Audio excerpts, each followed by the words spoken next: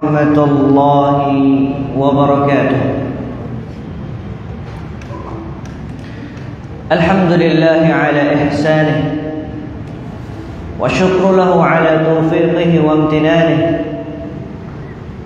أشهد أن لا إله إلا الله وحده لا شريك له تعظيما لشأنه، وأشهد أن محمدا عبده ورسوله الداعي إلى رضوانه، صلوات ربي وسلامه عليه وعلى آله وأصحابه ومن تبعهم بإحسان إلى يوم الدين وسلم تسليما مزيدا. أما بعد، أحبتي في الله، إخواني وأخواتي في الدين، رحمني ورحمكم الله جميعا. Segala puji hanya milik Allah Jalla fi'ula. Kita bersyukur, kita beribadah, kita memohon pertolongan hanya kepada Allah Subhanahu wa ta'ala. Kita sebagai seorang hamba yang lemah,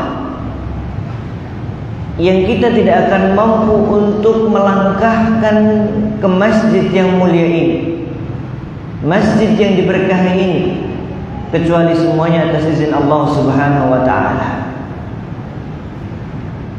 Betapa banyak kaum muslimin yang mereka begitu susah untuk melangkahkan ke majlisul ilm. Bisa jadi karena mereka sakit, sebab Allah Subhanahu wa ta'ala sembuhkan mereka. Bisa jadi karena ada alasan-alasan yang lainnya, uzur yang syar'i, yang akhirnya menjadikan mereka tidak bisa untuk berkumpul di taman-taman surga.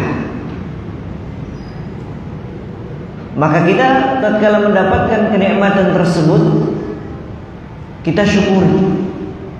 Dengan terus kita bersyukur kepada Allah Subhanahu wa ta'ala, maka nikmat ini akan terus diberikan kepada kita dan terus bertambah nikmat-nikmat yang lainnya. Kemudian salawat serta salam tak lupa kita haturkan kepada Nabi kita Muhammad sallallahu alaihi wasallam. Sosok yang sangat kita rindukan, yang sangat-sangat kita cintai. Bahkan cinta kita kepada beliau lebih daripada apapun. Tetapi cinta itu tak hanya sekadar kata manis yang terucap pada lisan kita. Tetapi tatkala kita cinta kepada beliau, kita berusaha untuk terus berjalan di atas jalan beliau dan dengan cara mempelajari hadis-hadis Rasul sallallahu alaihi wasallam. Kita praktekkan pada kehidupan kita. Kita ajarkan kepada saudara-saudara kita, kepada keluarga-keluarga kita. Dan tentu yang paling utama adalah kita menjadi teladan bagi orang-orang yang menjadi mas'uliyah kita. Ahibati fillah, rahimani wa rahimakumullah jami'an. Tema kita pada pagi hari ini apa? Apa Mas? Iya. Kita semua pengen selamat. Enggak ada yang enggak pengen selamat. Tatkala kita pergi dari suatu tempat ke tempat yang lain, apalagi tatkala di bulan Idul Fitri, yang di sana ada sebuah momen atau adat bagi orang-orang Indonesia, yaitu apa? Mudik. Ada orang yang menanti dirinya, ada keluarga yang selalu mengharapkan kedatangannya. Tatkala dikabarkan, Umi, Abi, insya Allah besok kita mau pulang ke rumah, mau pulang kampung. Maka yang kita harapkan, dan begitu pula yang diharapkan oleh keluarga kita, adalah keselamatan di sana.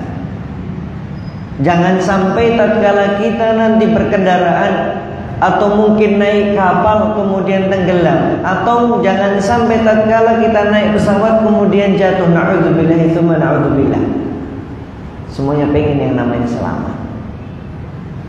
Bahkan pada olahraga yang kita sayangi, yang kita cintai saja, kita pengen selamat. Contoh, saya suka berenang. Pasti kita semuanya tatkala berenang pengen mendapatkan keselamatan di dalam berenang tersebut. Bahkan niat kita agar semakin sehat. Begitu pula tatkala kita sepak bola, kita pengen selamat di sana. Nggak pengen ada yang terkena cedera, nggak pengen ada yang mungkin patah kakinya dan lain sebagainya. Nggak pengen itu semuanya terjadi. Maka disinilah kita harus tahu apa sih sebab-sebab menjadikan seorang itu selamat, atau setidaknya meminimalisir agar kita tidak terjatuh begitu dalamnya dalam sebuah kecelakaan atau sesuatu yang tidak mengenakan. Dan itu yang selalu dicari oleh orang-orang. Bagaimana dia bahagia, bagaimana dia selamat. Tetapi sangat sedikit dari mereka yang memahami makna daripada keselamatan. Padahal makna keselamatan yang hakiki yang disebutkan oleh Allah Subhanahu wa taala, "Faman zuhziha 'anil nari wa udkhilal jannata faqad faz. Wa mal hayatud dunya illa mata'ul ghurur."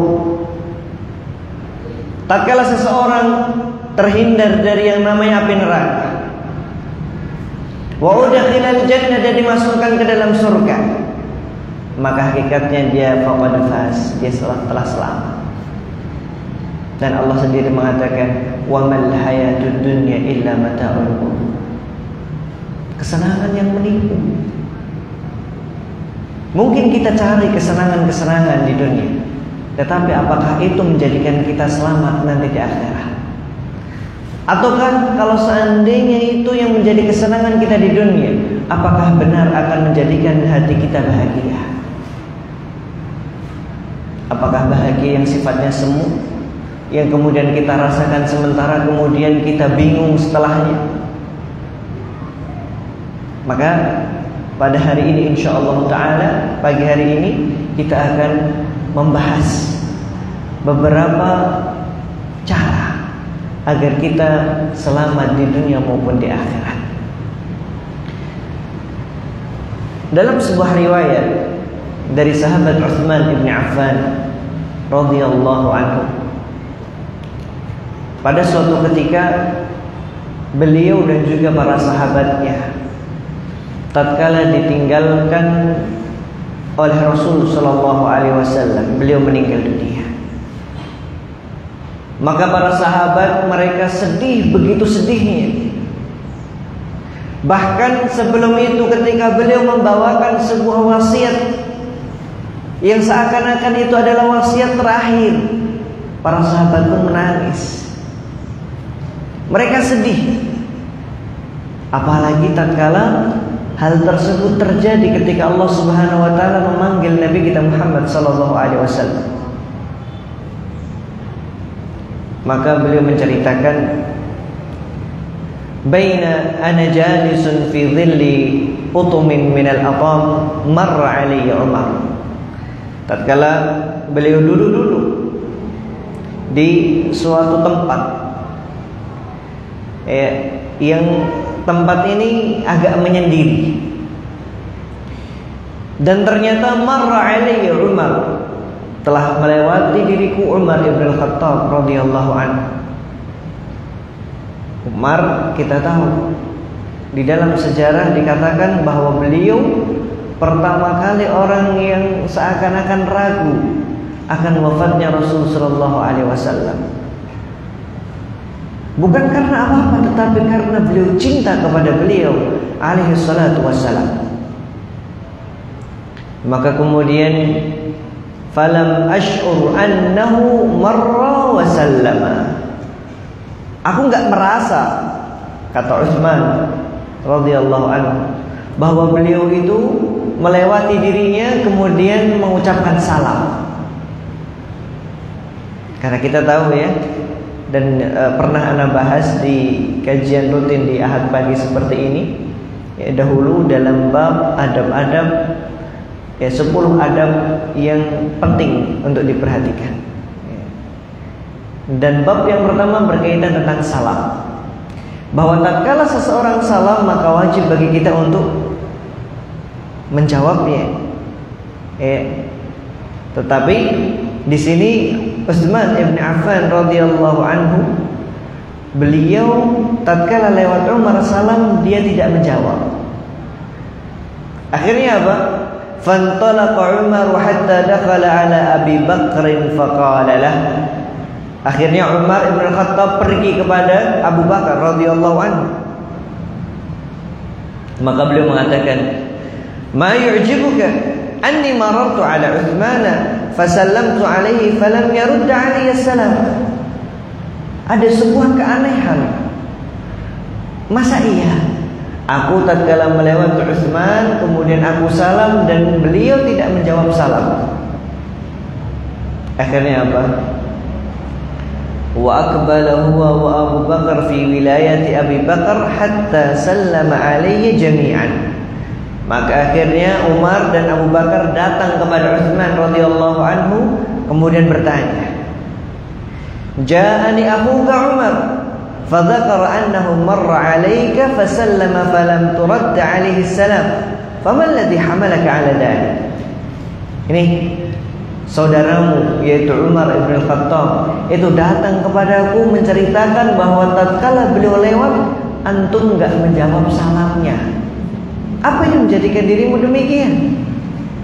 Maka Utsman radhiyallahu anhu beliau mengatakan, "Wallahi, demi Allah, ma sya'artu annaka mararta bi wa la sallamta." Demi Allah, aku tidak merasa bahwa engkau itu melewati diriku dan kemudian salam kepada diriku. Jadi kalau mau disalahkan 100% nggak bisa, karena dia nggak merasa.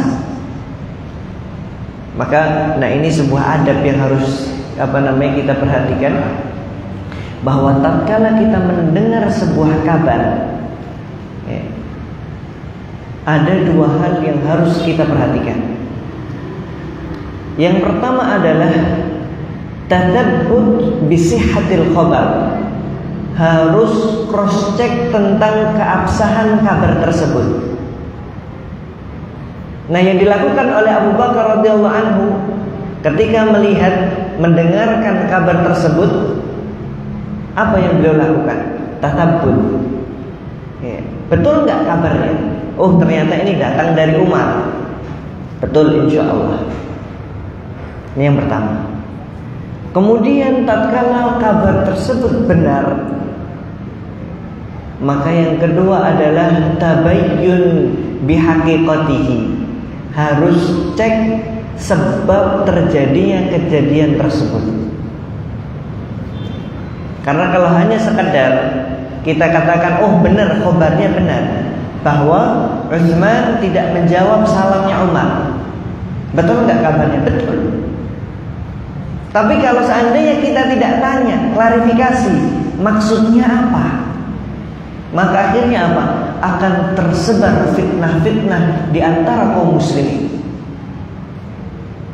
Maka ini Masya Allah ya, faidah yang luar biasa yang disebutkan oleh Syekh Umar Ibn Muqbil di dalam Al-Qawaid Al-Quraniyah ya, beliau mengajarkan kepada kita dua hal ini.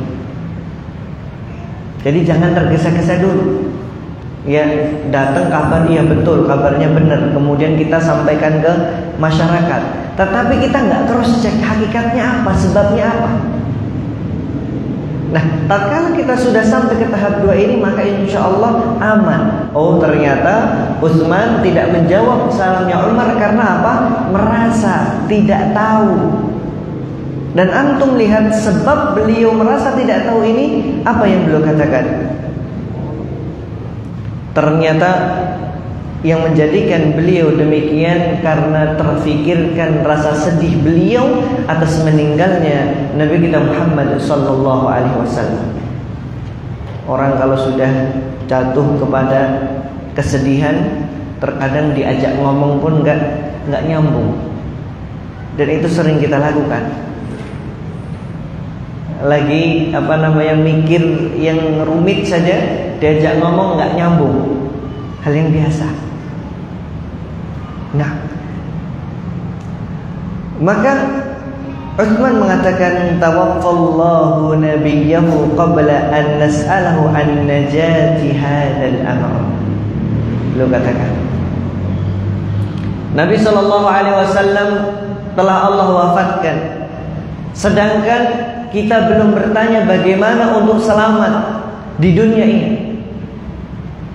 Maka akhirnya Abu Bakar radhiyallahu anhu beliau mengatakan, qad sa'altuhu an dzalik. Aku pernah bertanya tentang apa yang kamu pikirkan wahai Utsman. Maka Abu Bakar mengatakan, ya Rasulullah, ma najatu hadzal amr.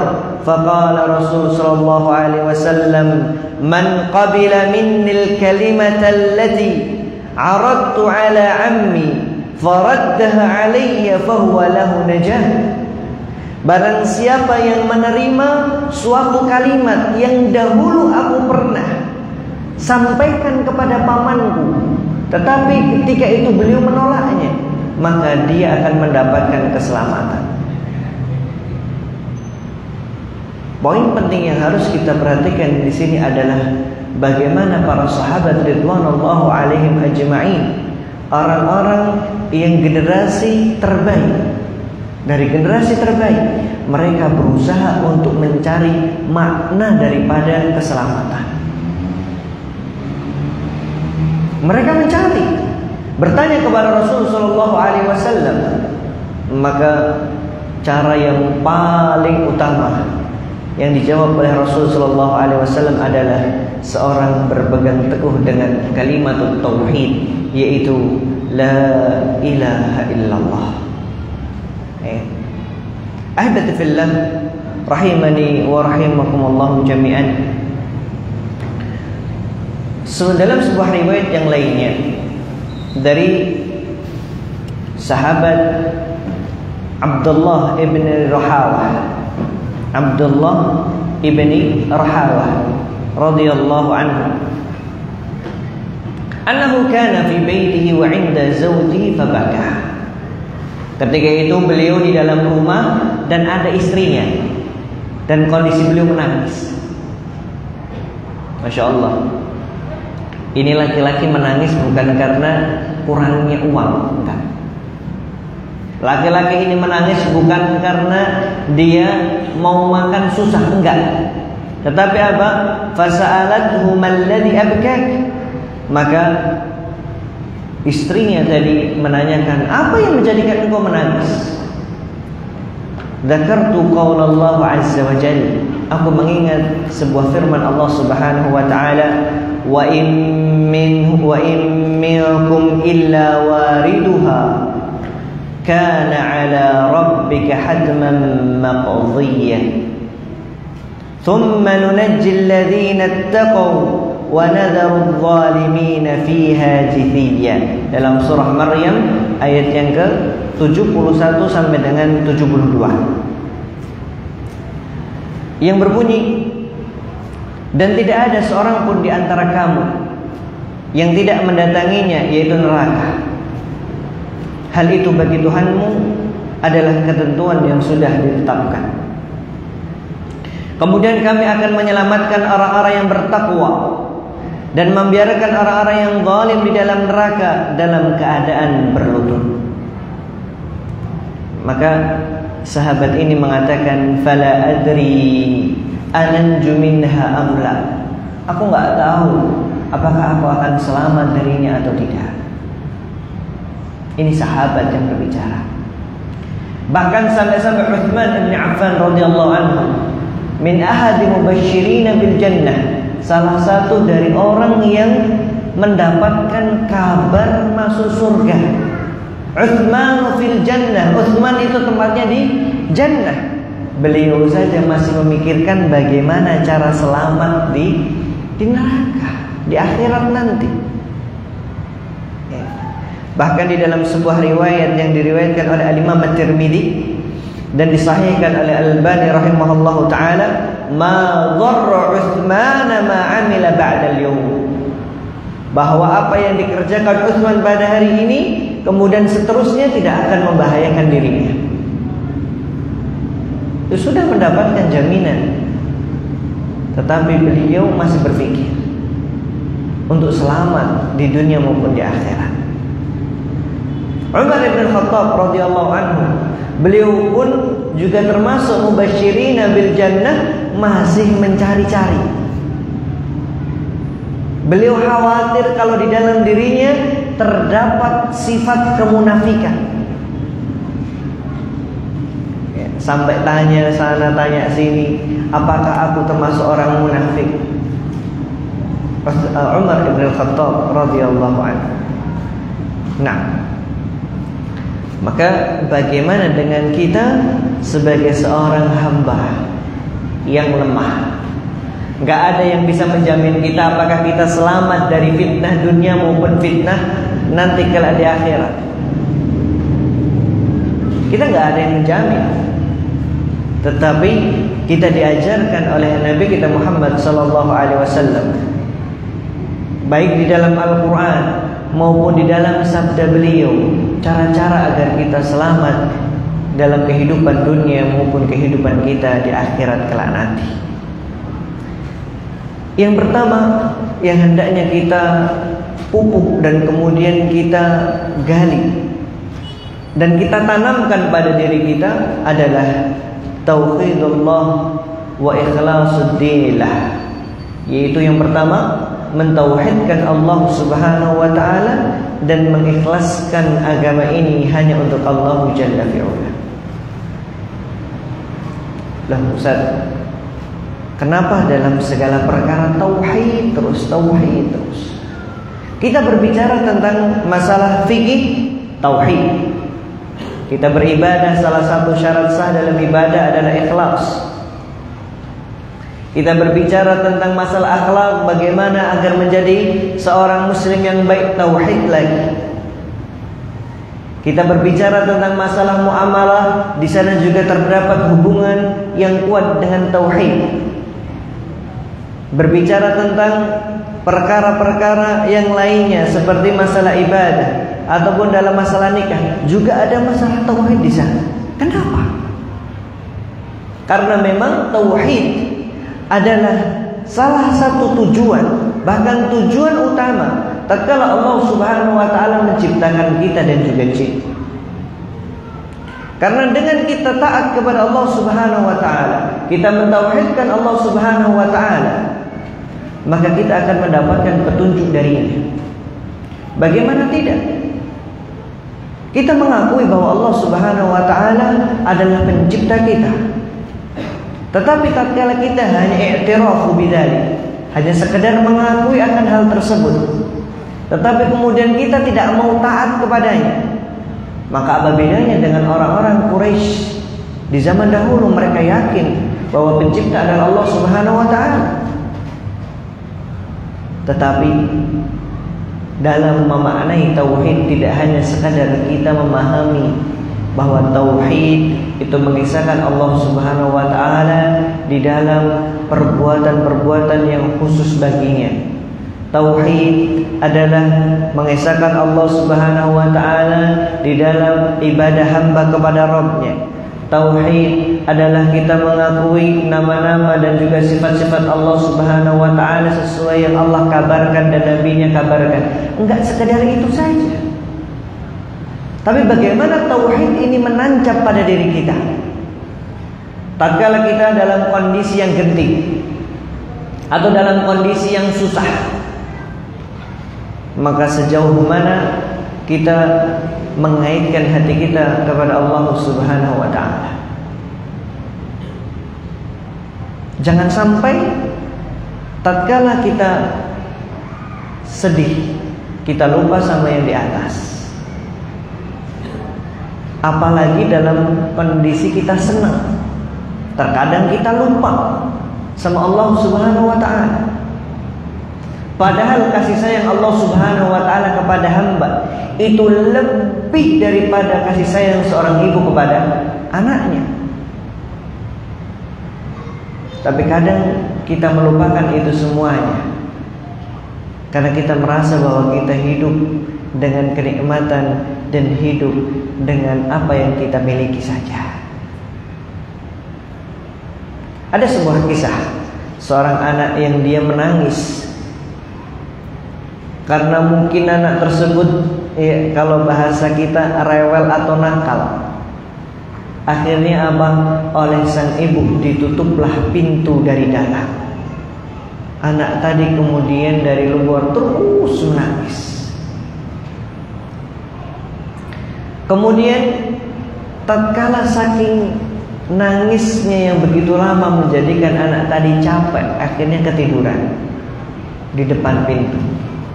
Maka dibukakanlah pintu tersebut oleh ibunya dan digendonglah anaknya dan dipeluk dengan pelukan kasih sayang. Maka para ulama mengatakan kalau seandainya kita nih sebagai seorang hamba melakukan hal yang serupa seperti anak kecil tadi, kita menangis, kita memohon kepada Allah Subhanahu wa ta'ala, kita bersimpuh di hadapan Allah Subhanahu wa ta'ala, maka tentu Allah itu lebih kasih sayang daripada ibu tadi. Betapa banyak nikmat yang telah kita rasakan dari mulai kita keluar dari rumah sampai kita duduk, dan sampai detik ini kita masih mendapatkan kenikmatan tersebut. Nah, maka di dalam hadis yang tadi kita sebutkan yang dibawakan oleh Utsman ibn Affan radhiyallahu anhu, dalam kalimat beliau atau sabda Rasul sallallahu alaihi wasallam, "Man qabila minnil kalimata allati aradtu ala ammi faraddaha alayya fahuwa lahu najat." Barang siapa yang menerima dariku sebuah kalimat yang dahulu aku telah sampaikan kepada pamanku kemudian ditolak oleh dirinya, maka dia akan mendapatkan keselamatan. Maka para ulama kemudian mengatakan wal muradu bidzalik annal kalimata huna kalimatut tauhid la ilaha illallah. Karena memang wa ma khalaqtul jinna wal insa illa liya'budun. Tidaklah Allah Subhanahu wa ta'ala ciptakan jin dan manusia melainkan untuk beribadah kepada-Nya. Kemudian di sini para ulama mengatakan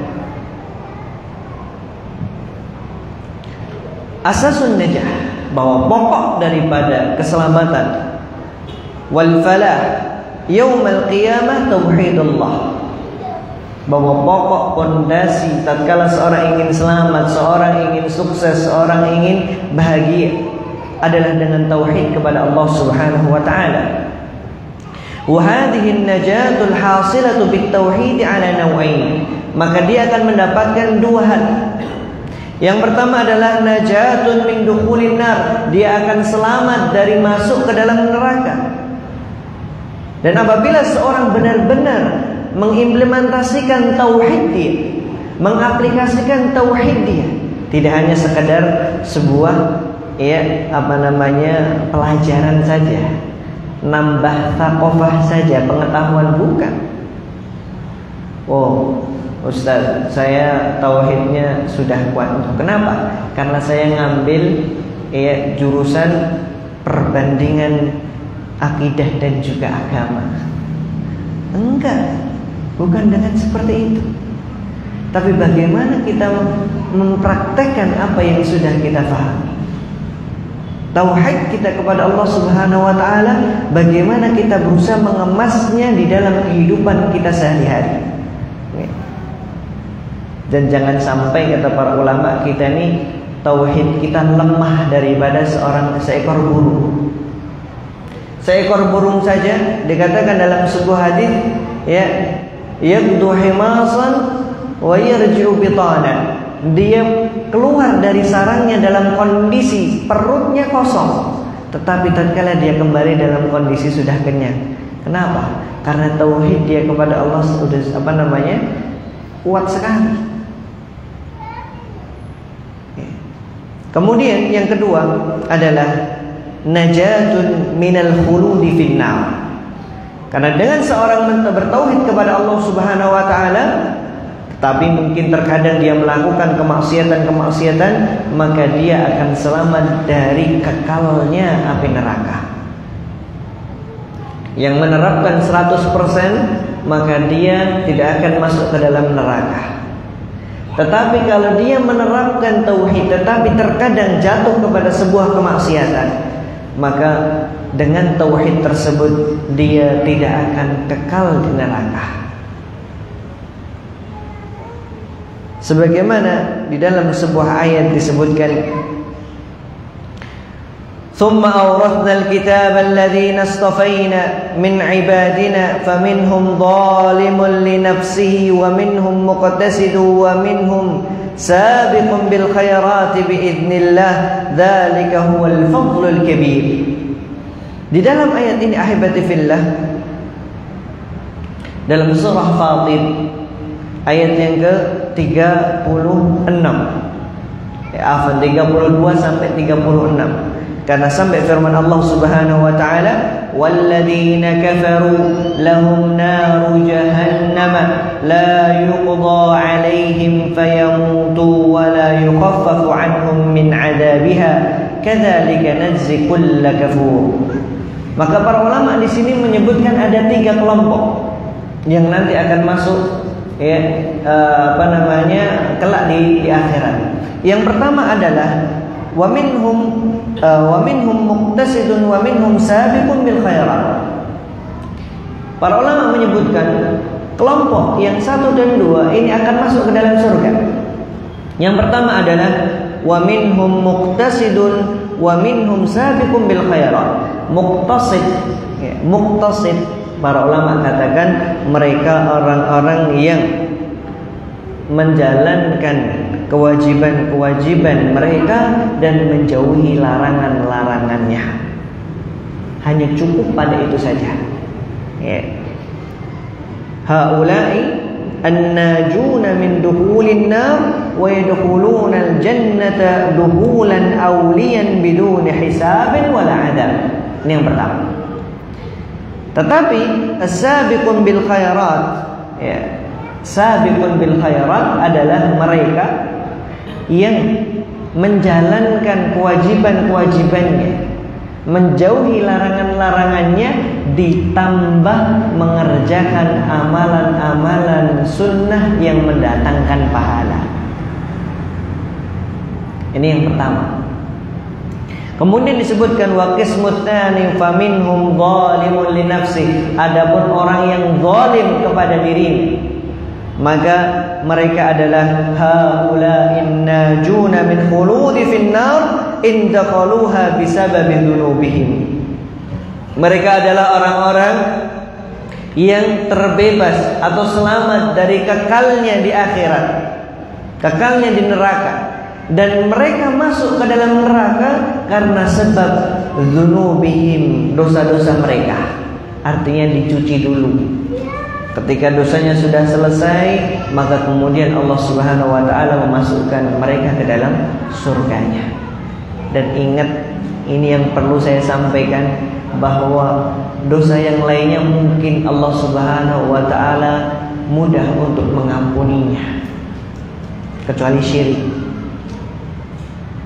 Sebagaimana firman Allah Subhanahu wa taala, innallaha yaghfiru ay yushraka bihi, innallaha la yaghfiru ay yushraka bihi wa yaghfiru ma duna dzalika liman yasha. Tetapi kalau dosanya dalam bentuk kita mengambil hak saudara kita, khususnya hutang, maka itu akan kita bawa sampai di akhirat nanti. Kecuali orang yang kita hutangi mengikhlaskan, maka yang punya hutang mungkin segera untuk dibayar. Baik. Kemudian al-qismu tsani, kelompok yang ketiga adalah mereka yang kekal di neraka, yaitu walladzina kafaru lahum naru jahannam, yaitu mereka orang-orang yang kafir, yang tidak mau beriman kepada Allah dan Rasulnya, maka mereka akan kekal di neraka. Nah, maka ahibati fillah rahimani wa rahimakumullahu jami'an, sekali lagi bahwa tauhid, di dalam tauhid kepada Allah Subhanahu wa taala ini adalah sebab keselamatan seorang hamba, baik di dunia maupun di akhirat. Bahkan di dalam sebuah ayat yang lainnya Allah Subhanahu wa taala yaqul, innal ladzina qalu rabbuna Allah thumma istaqamu tatanazzalu alaihimul malaikatu alla takhafu wa la tahzanu wa abshiru bil jannati allati kuntum tu'adun. Yaitu orang-orang yang mengatakan aku beriman kepada Allah, kemudian dia beristiqamah di atas jalannya. Tatanazzalu alaihimul malaikah, maka akan turun kepada dirinya malaikat. Untuk apa? Memberikan rahmat kepada dirinya. Alla takhafu wa la tahzanu, mereka enggak akan takut dan mereka enggak akan sedih. Wa abshiru bil jannati allati kuntum tu'adun, maka berikanlah kabar gembira kepada mereka surga yang nanti akan mereka tempati, dan itu telah menjadi janji untuk mereka. Kemudian yang kedua ahibati fillah, yang dapat mendatangkan keselamatan kita di dunia maupun di akhirat adalah ittiba sunnatin Nabi sallallahu alaihi wasallam, mengikuti sunnah Nabi kita Muhammad sallallahu alaihi wasallam. Sebagaimana di dalam athar yang dikatakan oleh al-Imam Malik ibni Anas radhiyallahu anhu, man arada an-najatah, barang siapa yang menginginkan keselamatan, fa'alaihi bi kitabillah wa sunnati nabiyhi sallallahu alaihi wasallam. Barang siapa yang ingin selamat, maka hendaknya dia berpegang teguh dengan Al-Quran dan juga sunnah Rasul sallallahu alaihi wasallam. Kita cukup dengan dua hal ini. Bahkan Rasul sendiri mengatakan, taraktu fikum amrayni lan tadillu idza tamassaktum bihima, kitab Allah wa sunnati. Aku akan tinggalkan kalian dua perkara yang tatkala kalian berpegang teguh dengannya, maka kalian tidak akan tersesat. Maka Rasulullah SAW mengatakan kitab Allah wa sunnati, yaitu kitab Allah Al-Quran dan juga sunnah Rasul Sallallahu Alaihi Wasallam. Kemudian waqala rahimahullah, Al-Imam Malik juga mengatakan di dalam kitab yang lainnya, di dalam tarikh Al-Khatib Al-Baghdadi, as-sunnatu, bahwa sunnah itu safinatu Nuh, kapalnya Nabi Nuh. Man raqibaha naja, barang siapa yang berada di atasnya, yang menaikinya, maka dia akan selamat. Wa man takhallafa anha ghariqa, tapi orang yang tidak mau menaikinya, malah mencari cara-cara yang lainnya, maka faqad ghariqa, dia akan tenggelam. Banyak yang mengaku bahwa ini adalah sumber keselamatan. Tetapi pertanyaannya, apakah benar kapal yang disiapkan itu adalah kapal yang menuju keselamatan kita di dunia dan juga di akhirat? Ataukah hanya sekadar keselamatan yang sifatnya semu semata, seperti halnya fata morgana, yang tatkala seorang ingin mencarinya maka hilang begitu saja? Gak mungkin ada. Nah, maka at-tamassuk bisunnah, ketika kita mempelajari sunnah-sunnah Rasulullah SAW, kita luzum, kita berusaha untuk mencarinya dan kita berusaha untuk mengamalkannya. Dan sebenarnya sunnah-sunnah Rasulullah SAW itu cukup untuk bagi kita. dan tidak perlu kita menjalankan hal-hal yang lainnya. Maka kalau seandainya orang kok masih mencari cara-cara yang lain, mungkin dia belum percaya dengan sabda Rasul sallallahu alaihi wasallam. Ataukah dia tidak percaya akan perkataan para a'immatul arba, atau para sahabat, ataukah para tabi'in dan juga tabi'ut tabi'in? Karena cukup bagi mereka untuk kita mengikutinya. Nah, bahkan kita sudah mengetahui juga bersama bahwa Allah Subhanahu wa taala telah memberikan tazkiyah kepada Nabi kita Muhammad sallallahu alaihi wasallam. Di dalam surah Al-Ahzab ayat yang ke-21 Allah Subhanahu wa taala yaqul, "Laqad kana lakum fi Rasulillahi uswatun hasanah liman kana yarjullaha wal yawmal akhir wa dzakarallaha katsira." Orang yang ingin selamat di akhirat, maka Allah sendiri mengatakan bahwa di dalam di Rasul sallallahu alaihi wasallam terdapat uswah, suri tauladan. Tinggal kita mengikutinya, tinggal kita berusaha untuk tetap berada di atas sunnahnya Rasul sallallahu alaihi wasallam. Maka cukup bagi kita untuk masuk ke dalam surga dan kita akan selamat dari api neraka. Nah, kemudian ahibati fillah rahimani wa rahimakumullah jami'an, ya. Dan juga kita sering mendengarkan sebuah khatib, ya, mendengarkan sebuah khutbah yang disampaikan oleh khatib dalam muqaddimahnya, fa inna khairal hadi hadi Muhammad sallallahu alaihi wasallam, bahwa sebaik-baik petunjuknya siapa? Nabi Muhammad sallallahu alaihi wasallam. Wa syarrul umuri muhdatsatuha, sedangkan seburuk-buruknya perkara adalah ketika seorang membuat-buat di dalam perkara agama. Nah, kemudian yang berikutnya ahibati fillah rahimani wa rahimakumullah jami'an adalah yang dapat mendatangkan keselamatan kita di dunia maupun di akhirat adalah khasyatullahi wa taqwahu, rasa takut kepada Allah Subhanahu wa taala serta ketakwaan kita kepadanya. Makna takwa kita semuanya sudah hafal, nggak perlu lagi kita sampaikan di sini. Tetapi sejauh mana takwa tersebut sudah menjadi benteng yang terkuat untuk diri kita.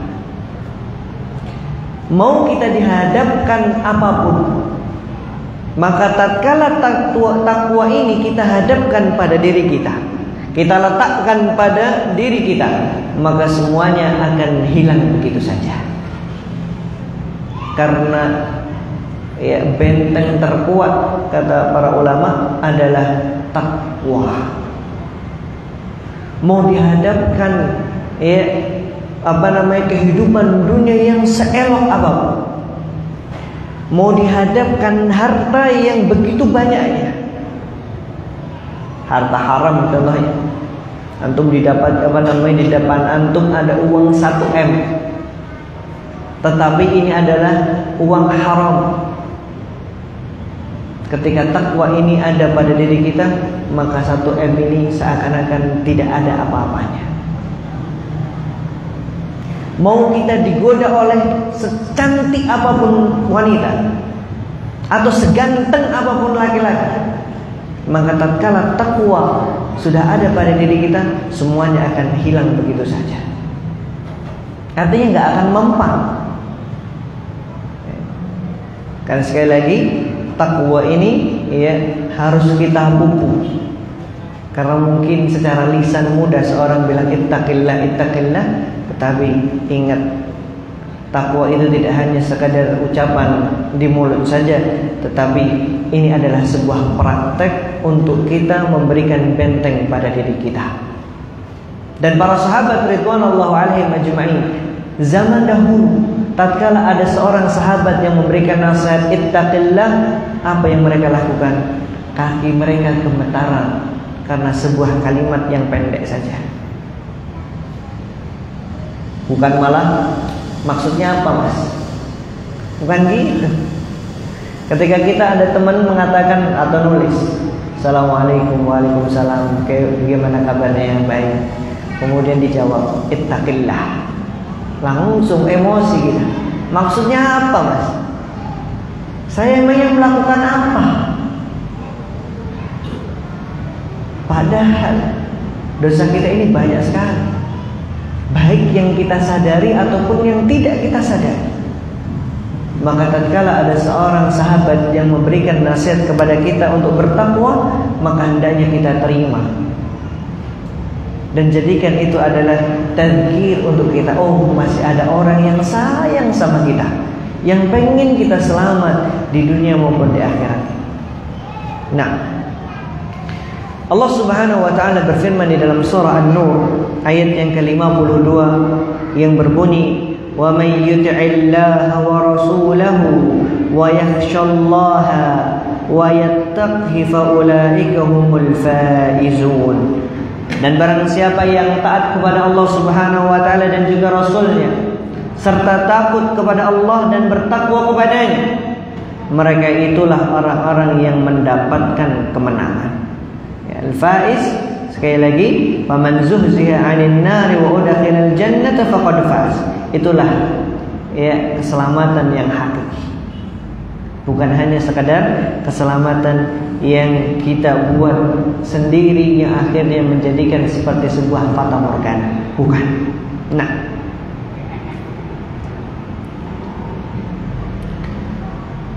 Al-Imam Hasan Al-Basri rahimahullah ta'ala, kita tutup dengan perkataan beliau ini, al-mu'min, seorang mukmin itu siapa? Yaitu man jama'a ihsanan wa syafaqatan, yaitu mereka yang mengumpulkan pada dirinya ihsanan, perbuatan baik serta kehati-hatian. Wal munafik, akan tetapi orang-orang munafik adalah jama'a isa'atan wa amna, yaitu mereka orang-orang munafik mengumpulkan apa? Keburukan-keburukan serta hanya angan-angan semata. Amnan juga bisa diartikan sebagai keamanan, hanya cari pokoknya rasa aman saja. Kemudian beliau membaca firman Allah Subhanahu wa taala, innal ladzina hum min khasyati rabbihim mushfiqun. Sesungguhnya mereka, yaitu orang-orang mukmin, takut kepada Allah Subhanahu wa taala dan mereka berusaha untuk mencarinya. Rasa takut. Kita takut tatkala Allah Subhanahu wa taala melihat kita, pasti Allah melihat kita. Tetapi rasa takut ini bagaimana kita hadirkan pada diri kita, apalagi dalam kondisi sendiri yang orang nggak tahu kita mau melakukan apapun. Tetapi tatkala khasyatullah ini sudah masuk pada diri kita, maka kita akan berusaha untuk meninggalkan semua yang Allah Subhanahu wa taala larang atas diri kita. Nah, wallahu taala a'lamu bissawab. Kita sampai 9:30 ya. Nah, mungkin kita cukupkan dulu. Dan Anda nasihatkan antum, karena memang pembahasan ini masih banyak, coba baca daripada tulisan Syekh Abdul Razak ibn Abdul Muhsin Al-Abbad hafizahullah ta'ala. Antum tulis di sana, dan beliau banyak sekali di website beliau yang sudah ada beberapa terjemahan ke dalam bahasa Indonesia. Mungkin dari murid-murid beliau, alhamdulillah. Tapi wallahu a'lam, judul yang kita bahas ini yaitu Asyru Mujibatil Najah, apakah sudah ada terjemahannya atau belum, wallahu a'lam bishawab. Tapi Anda sarankan antum untuk membaca kitab-kitab beliau, terutama yang sudah diterjemahkan ke dalam bahasa Indonesia. Wallahu ta'ala a'lam bishawab. Wa sallallahu ala nabiyyina Muhammad wa akhiru da'wana alhamdulillahi rabbil alamin. Maaf soal? Maaf insyaallah.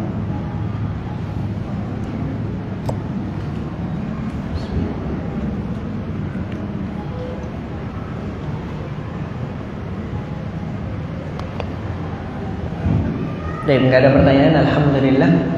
Cukup ya. Insyaallah kita bertemu di lain kesempatan kembali. Semoga Allah Subhanahu wa taala mengumpulkan kita di surga sebagaimana kita berkumpul di salah satu rumah Allah Subhanahu wa taala li ajli talabatil ilm.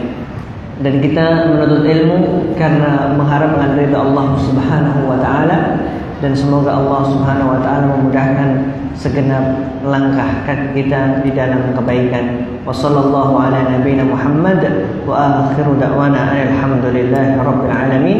Thumma assalamu alaikum warahmatullahi taala wabarakatuh.